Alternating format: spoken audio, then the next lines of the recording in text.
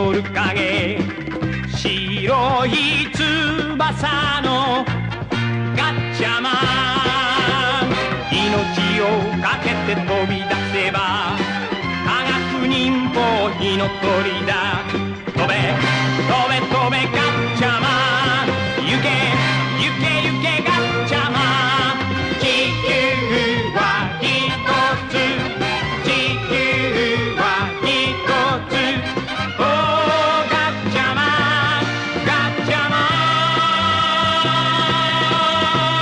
ン命をかけて飛び出せば科学忍法火の鳥だ飛べ飛べ飛べガッチャマン行け行け行けガッチャマン地球は一つ地球は一つおーガッチャマンガッチャマン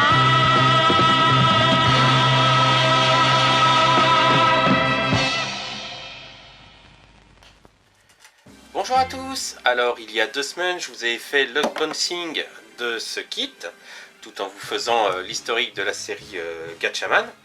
Eh bien j'ai terminé ce kit, je vous propose de voir le résultat dès maintenant. Allez c'est parti.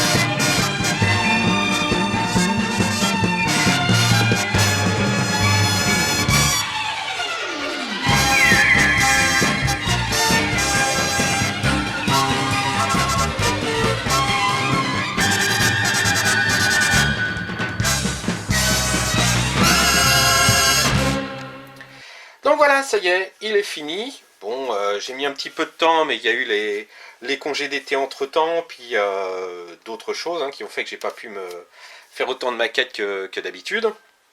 Comme vous pouvez le voir, et je l'avais dit, c'est quand même un beau bestiau, avec l'ensemble des options de montage possibles qui sont fournies avec. Là je vous présente tout. Donc ce que je vous propose, c'est d'abord de voir la pièce principale, et ensuite on va regarder les différentes options possibles de montage les unes après les autres. Allez c'est parti. Donc voilà la pièce maîtresse, l'engin proprement dit, le Phénix de la bataille des planètes, ou The God Phoenix de Gatchaman pour les puristes en version originale.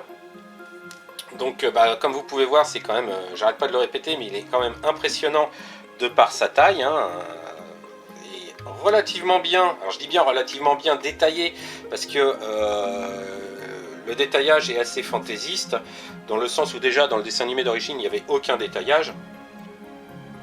Mais par contre ça rend vraiment bien à l'œil. Moi j'ai fait un léger pré-ombrage sur toutes les lignes de structure, et ensuite j'ai fait un panel line noir. Donc ça ressort vraiment bien, ça lui donne un petit air réaliste qui a volé, quoi. Il n'est pas flambant neuf, et ça lui retire son petit côté plastique. Donc entièrement repeint, la partie orange ici, je vous avais dit que j'allais la repeindre, donc c'est fait. Le bleu est un mélange de différents bleus pour essayer d'obtenir au mieux le bleu d'origine. Mais bon, je ne sais pas si c'est tout à fait ça, mais en tout cas, moi, ça me plaît. Et le rouge est un rouge brillant, classique, donc peinture de chez Mr. Hobby. Que dire de plus? Le montage a été relativement aisé, c'est un kit qui est pensé pour être fait en no paint Bon, mais il garderait son côté plastique et sans colle. Moi, j'ai collé quand même quelques parties pour être sûr que ça tienne bien, étant donné que il est amené à être manipulé, bah, ne serait-ce que pour cette vidéo, puisque je vais vous montrer les différentes options de présentation possibles au niveau de ce kit. Pour des raisons de montage de la vidéo, je couperai à chaque coup que je mettrai une option, ou en tout cas pour les parties les plus longues, parce que certaines parties sont assez difficiles à retirer, et donc j'y vais vraiment lentement et délicatement pour ne pas abîmer la peinture, et ça serait pas forcément intéressant pour vous. Ce qui vous intéresse surtout, c'est de voir le résultat. Le petit point négatif, en revanche, c'est le socle, hein, qui est particulièrement moche, mais comme je le pensais, il est étudié en fait pour pouvoir insérer un système électrique qui est vendu à part. Pas besoin de le faire soi-même, hein, il est vendu à part. Les fils sont pensés pour mettre les contacts. Alors je vais essayer, de toute manière il va falloir que je le retire. Donc hop, voilà. Donc ici on peut glisser des contacts à cet endroit là, qui vont ensuite aller sur des pièces métalliques qui se trouvent ici, avec des LED. Et du coup, ce qui est éclairé, ce sont les réacteurs à l'arrière avec les effets flammes que je vous montrerai tout à l'heure. La petite bulle ici. Et deux points normalement à l'arrière qui sont ici jaune transparent, que moi j'ai repeint en bleu, puisque de toute manière je ne compte pas mettre l'éclairage. Et donc, je voulais être un peu plus fidèle au dessin animé d'origine. Bah, puisque je l'ai en main, je vais tout de suite vous parler donc des différentes options qui se situent sous l'appareil pour le présenter. Donc ici, comme vous voyez, j'ai été obligé de retirer les réacteurs pour pouvoir placer le stand, mais on a la possibilité donc de mettre les réacteurs avec la grille, donc des réacteurs de décollage. Hop, voilà. Donc la grille ici en position ouverte, et on a également la possibilité, si on le souhaite, hop, de mettre la grille, enfin les panneaux de fermeture, hop là, donc en position fermée. Donc déjà ça c'est la première option que l'on a au niveau du design, enfin de la présentation de ce Phénix. Donc là il serait en position de vol ou position de posée. Sur quoi je pourrais enchaîner? Eh bien s'il est posé, il faut les trains d'atterrissage. Alors pour mettre les trains d'atterrissage, vous avez ici 3 trappes qui sont amovibles. Il suffit de les retirer. Par contre,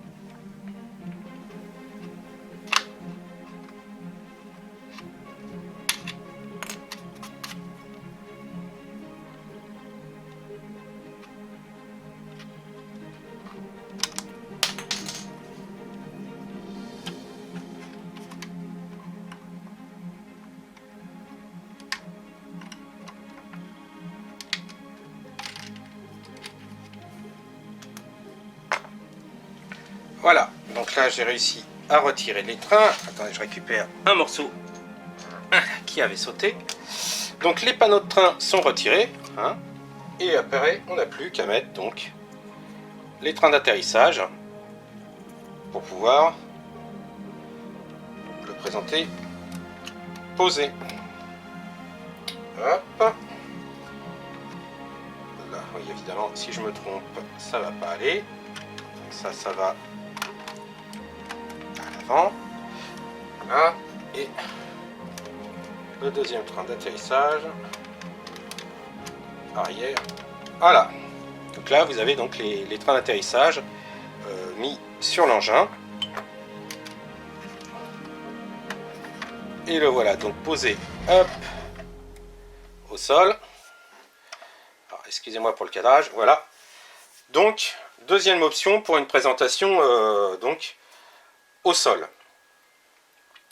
On a également la possibilité de le présenter en vol. Donc, hop, Alors, par contre, ça risque pas de bouger tout seul parce que les pièces tiennent vraiment bien. Hop, donc là, je vais remettre les panneaux en position fermée. De manière, moi, le Phoenix sera présenté en vol. Hein, donc, hop. Quand je dis que ça tient bien, ça tient bien. Vraiment, c'est pensé intelligemment. Hein, c'est pas, ça risque pas de casser tout seul. Donc le Phoenix a également, pour ceux qui se souviennent, il y a une séquence lorsqu'il sort de la base Neptune. Et ben, il sort avec le nez de retirer. Donc on a la possibilité, hop, de retirer le nez. Hein. Dans le dessin animé, il s'escamote à l'intérieur, mais bon, là on est obligé de retirer le nez. Et grâce à un système assez ingénieux, on peut tirer les ailes. Hop, et il se retrouve donc avec les ailes en position basse, comme lorsqu'il sort de la base Neptune, hein, la base de la bataille des planètes. Donc voilà, donc il y a encore cette possibilité là en présentation. Hop. On a également la possibilité, on va remettre le nez, de le présenter avec les Bird missiles. Donc ce sont les missiles qui sortent à l'avant ici. Donc les Bird missiles sont ici. Voilà, donc 3 l'un sur l'autre. Et on a une petite pièce ici pour remplacer l'avant. Donc hop, je vais aussi retirer. Voilà. Donc on met la rampe de missile en place. Et ensuite on met. Et voilà.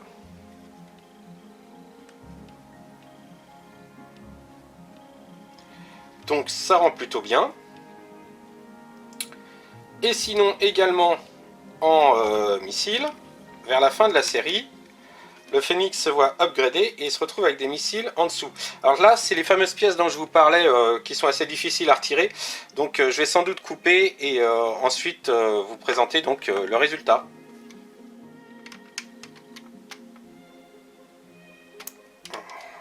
Voilà. Et donc, après, on met en place donc la rampe de missile.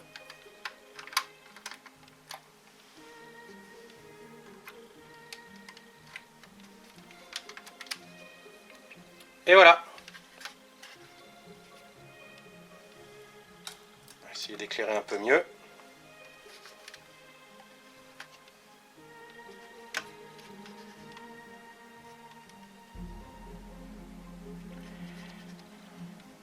Donc voilà. Le dernier point qu'on a encore, et qui est pas mal, alors je vais juste... voilà, on va déposer le Phoenix pour vous présenter donc... C'est les engins qui sont fournis avec. Donc on a le G1. Alors hop, on va essayer d'éclairer et de zoomer un petit peu. Donc voilà G1. Donc l'espèce d'avion de Ken, donc Mark en version française.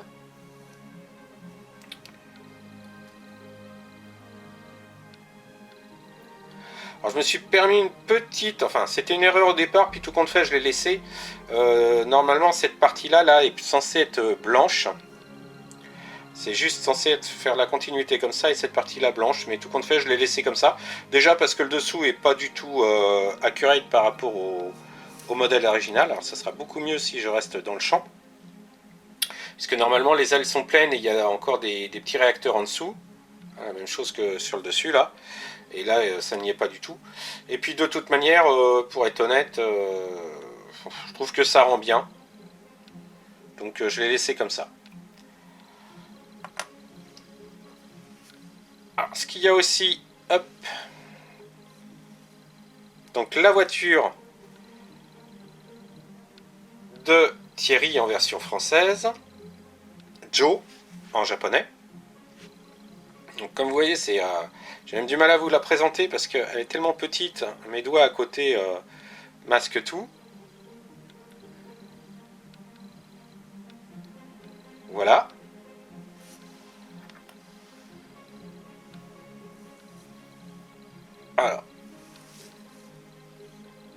le tank de Junpei. Voilà, hein, donc très sympa à faire. Hein. Franchement, je me suis amusé là. Pour peindre ces éléments-là, je me suis vraiment amusé. C'est tout petit, mais franchement, je me suis bien amusé là. Donc le tank de Junpei, donc Kippo en version française, et la moto de Princesse. Voilà.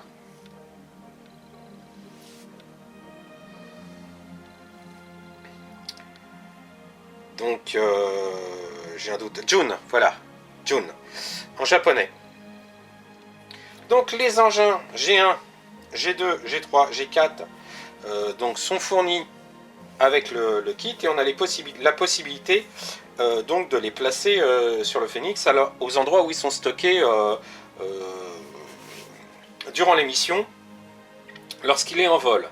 Donc, pour ça, il y a des petits supports qui sont prévus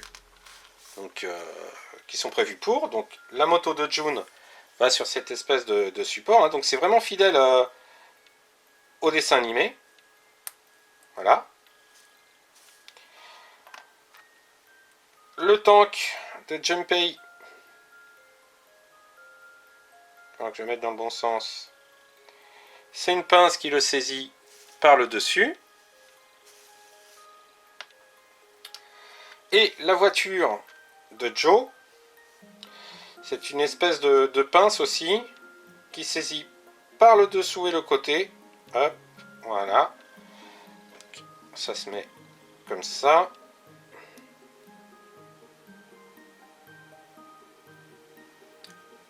Voilà.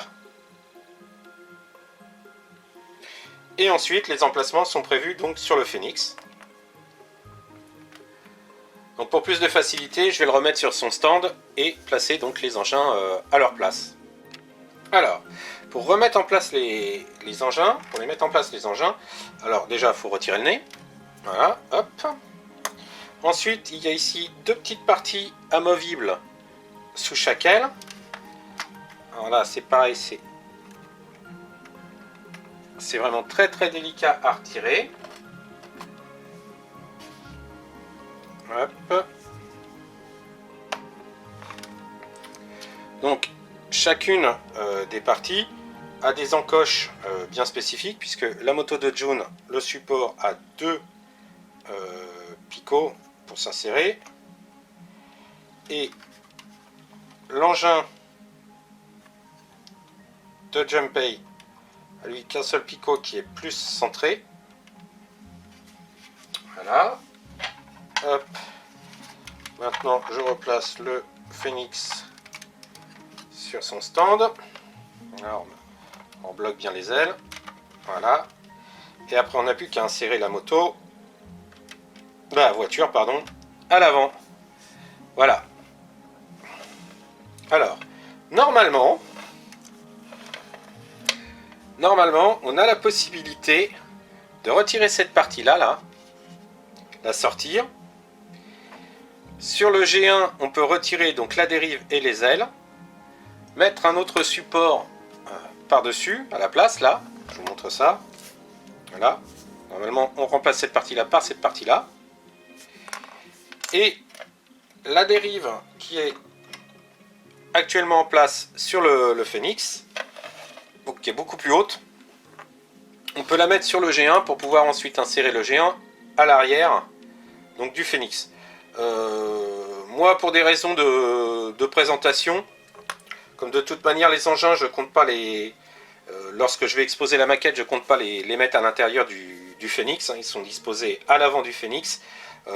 J'ai fait en sorte, donc là j'ai collé entièrement G1 pour qu'il soit plus solide, et j'ai également fermé la trappe de manière définitive sur le Phoenix. Voilà. Si, j'oubliais. Alors maintenant, on va aborder un peu le côté vraiment kitsch de cette maquette. puisque vous savez que normalement, le phénix, lorsqu'il veut échapper à ses ennemis, a la possibilité de passer en grande puissance, et donc se transforme en oiseau de feu, hein, d'où son nom de phénix. D'ailleurs, la traduction de cette opération dans la bataille des planètes en français, c'est calorification. Donc, au niveau de la maquette, Academy a voulu rendre cet effet.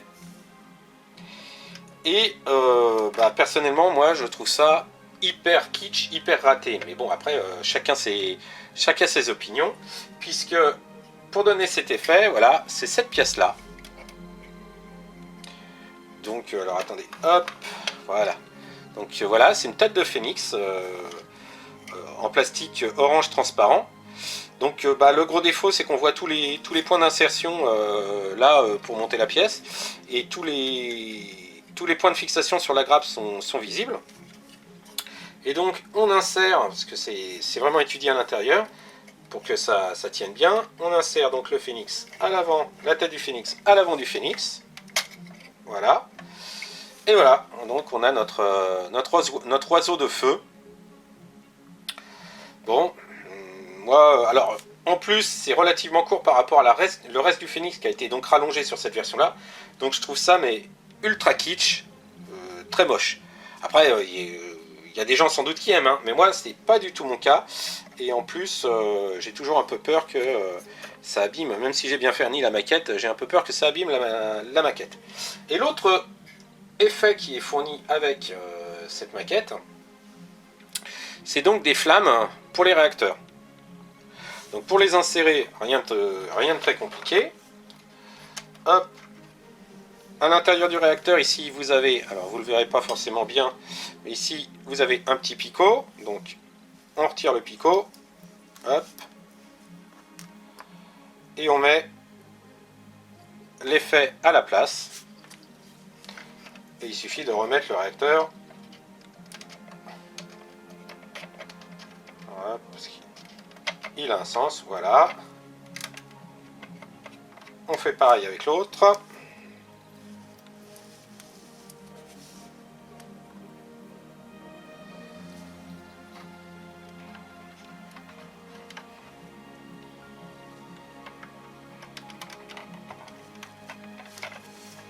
Et voilà, vous avez donc un effet de flamme bon, qui fait bien plastique.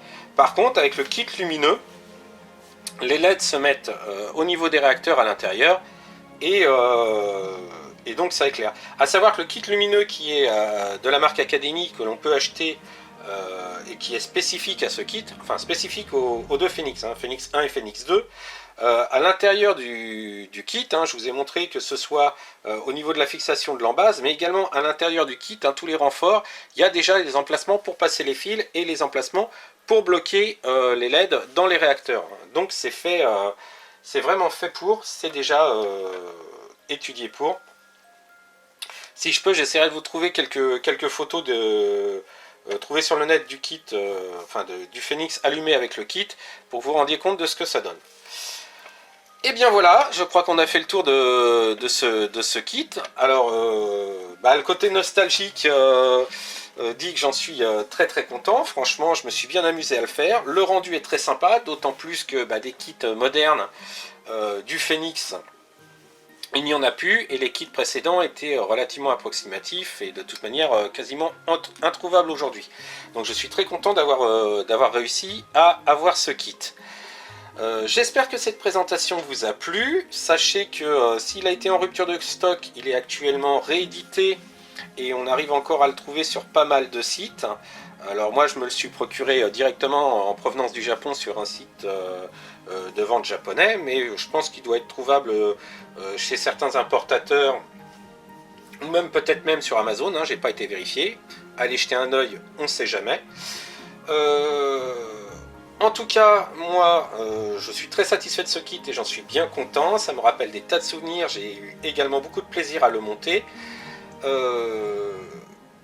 Si vous voulez être plus au courant et d'avoir plus de photos sur les étapes de montage de ce kit, ainsi que mes autres kits qui sont en cours de montage ou que je vais bientôt commencer, parce que là, pour tout vous avouer, cette vidéo est tournée quelques jours avant, enfin une semaine avant que je la publie, parce que je suis un petit peu en flux tendu en ce moment, donc je ne sais pas encore quel kit je vais faire après, mais en tout cas, pour suivre mes montages en direct, ou en temps réel en tout cas, ma page Facebook, SebGuy_Factory.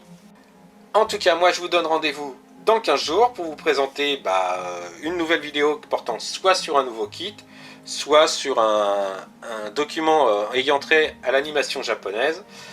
Portez-vous bien, bonne rentrée à tous et à très bientôt. Ciao!